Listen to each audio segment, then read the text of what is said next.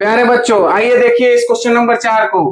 क्या कह रहा है कि आकृति 6.19 में डी पैरेलल है एसी के और डी एफ पैरेलल है ए के, तो हमें सिद्ध करना है कि बी एफ बटा एफ ई बराबर है बी बटा ई सी के। आइए करते हैं। जो दे रखा है उसे पहले लिख लीजिए। दिया है, क्या दे रखा है? तो दे रखा है डीई पैरेलल है एसी के। दूसरे में क्या दे रखा है? तो डी एफ पैरेलल है एई के।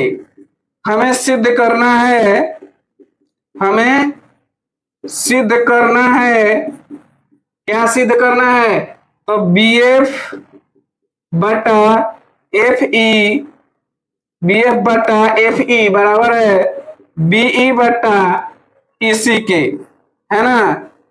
हमें ये सिद्ध करना है। तो आइए उपपत्ति को लेकर चलते हैं, जिसको इंग्लिश में प्रूफ कहा जाता है ना जी। उपपत्ति में त्रिभुज बी ए सी को लेकर चलते हैं। त्रिभुज बी ए सी में क्या दे रखा है? तो डी ई पैरेलल है ए सी के, है ना जी, दे रखा है।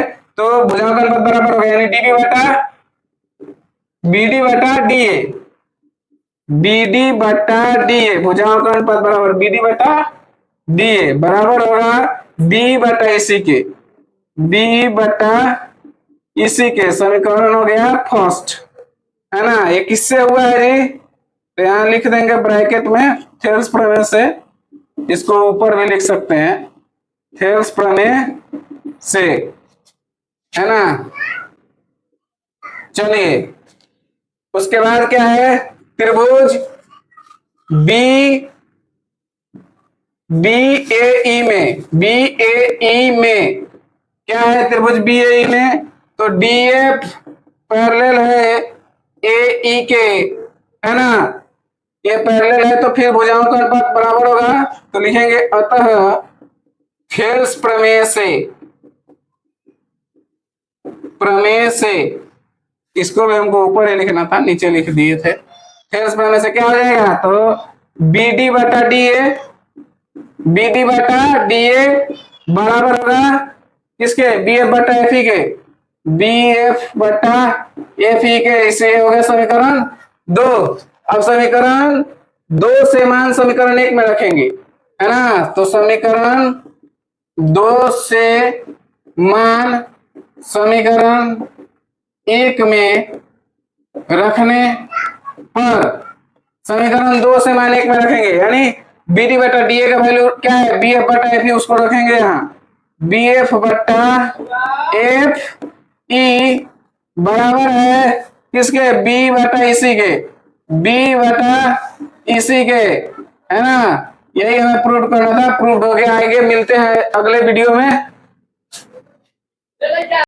प्यारे बच्चों, आइए देखिए इस क्वेश्चन को। ये बहुत ही प्यारा सा क्वेश्चन है। दे रखा है कि डी पैरेलल है ओ क्यू के और डी एफ पैरेलल है ओ आर के, तो हमें दर्शाना है कि ई एफ पैरेलल होगा ओ आर के, है ना। तो आइए करते हैं। जो दे रखा है उसे लिख लेते हैं, पहले सॉल्यूशन करेंगे, है ना। दिया है, क्या दिया है? तो हमें दिया है डी पैरेलल है ओ क्यू के। उसके बाद क्या दिया है? डी एफ पैरेलल है ओ आर के, है ना। तो हमें सिद्ध करना है, हमें सिद्ध करना है, क्या सिद्ध करना है? ई एफ पैरेलल है ओ आर के, है ना। चलिए करते हैं इसको। तो हमें जब ये सिद्ध करना है, अच्छा पहले वाले देखिए ध्यान से। पहला में क्या दिया है? डी पैरेलल है ओ क्यू के, डी पैरेलल है ओ क्यू के, यानी इस त्रिभुज की बात चल रही है। तो त्रिभुज पी क्यू ओ में, पी क्यू ओ में, अब चलिए क्या दे रखा है उसको लिख लीजिए। डी ई पैरेलल है ओ क्यू के, तो जब ऐसा पैरेलल दे रखा हो तो भुजाओं का अनुपात बराबर करेंगे। तो अतः थेल्स प्रमेय से, थेल्स प्रमेय से भुजाओं का अनुपात क्या होगा? P बटा ई क्यू, पी ई बटा ई क्यू बराबर होगा पीडी बटा डीओ के, पीडी बटा डीओ के, इस समीकरण 1 मान लीजिए, है ना। दूसरा में दिया है DF parallel O R, DF parallel O R, यानी इस त्रिभुज की बात हो रही है, पी ओ आर की। तो त्रिभुज पी ओ आर में जो दे रखा है DF parallel O R, DF parallel O R, है ना। इसका तो क्या होगा, कथन वही होगा थेल्स प्रमेय से, थेल्स प्रमेय से पीडी बटा डीओ, भुजाओं का अनुपात बराबर कीजिए, पीडी बटा डीओ बराबर होगा पीएफ बटा एफ आर के, पीएफ बटा एफ आर के। इसको समीकरण 2 मान लीजिए, है ना। अब समीकरण 2 का मान समीकरण 1 में रख दीजिए, तो लिखेंगे समीकरण 2 से मान समीकरण 1 में रखने पर 2 से, यानी पीडी बटा डीओ का वैल्यू यहाँ रखेंगे, है ना।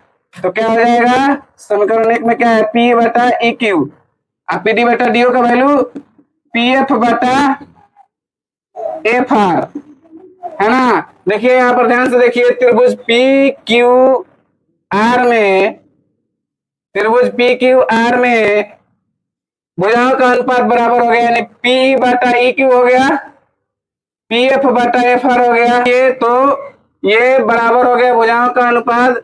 तो अतः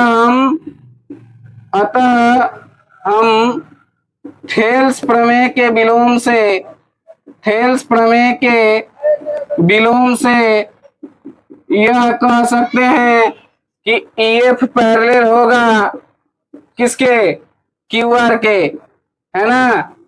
ईएफ पैरेलल, अच्छा क्यू आर यहाँ पर देखिए छूटा हुआ है, क्यू आर के, ईएफ पैरेलल होगा क्यू आर के, हमें सिद्ध करना था ईएफ पैरेलल होगा क्यू आर के, है ना। तो ये हमें प्रूव्ड हो गया। मिलते हैं अगले वीडियो में।